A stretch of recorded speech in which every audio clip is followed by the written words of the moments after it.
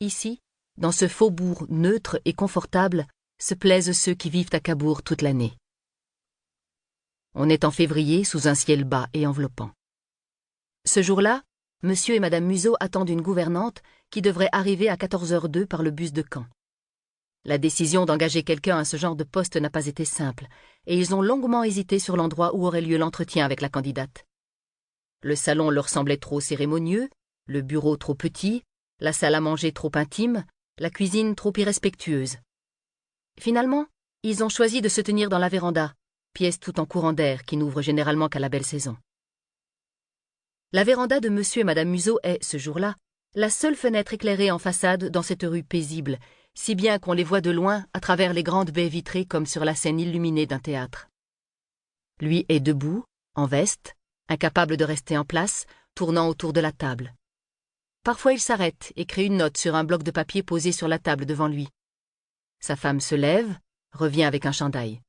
Elle s'est maquillée et coiffée avec soin. Il place une chaise face à eux. Lui regarde sa montre, elle aussi.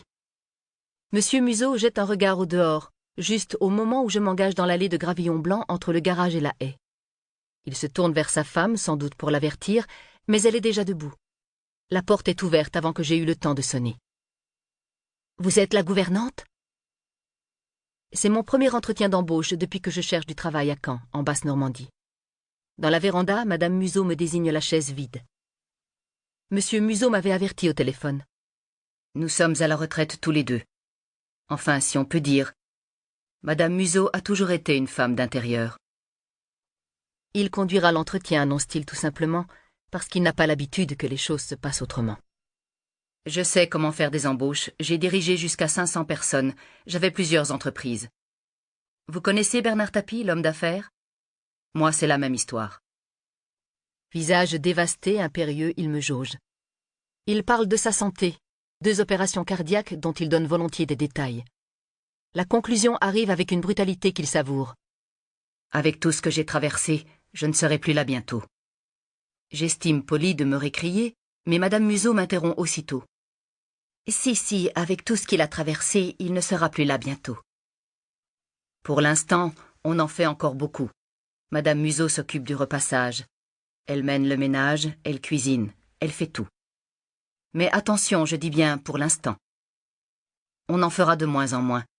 Et quand je ne serai plus là, il restera madame Museau. Peut-être que je partirai la première, lance madame Museau comme une menace. En tout cas, dites-vous bien que madame Museau, elle, ne vous aurait jamais embauché. Elle n'en aurait tout simplement pas eu l'idée.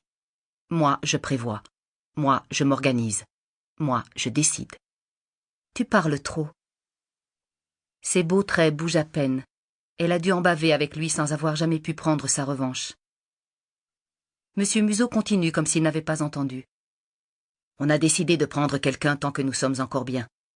J'ai préparé une feuille avec les points positifs de l'emploi que nous proposons. 1. Vous êtes logé. On vous installera dans la chambre d'un de nos petits-enfants. Il y a un lit, une place. Il me regarde de bas en haut. Ça va, vous avez le format, vous tiendrez. Et puis on changera peut-être plus tard. Il rit tout seul, en m'évaluant encore une fois. Puis il poursuit. On débarrassera la pièce de ce qui l'encombre. Vous avez beaucoup d'affaires? J'imagine que non. On mettra des meubles. Il y a tout ce qu'il faut dans cette maison.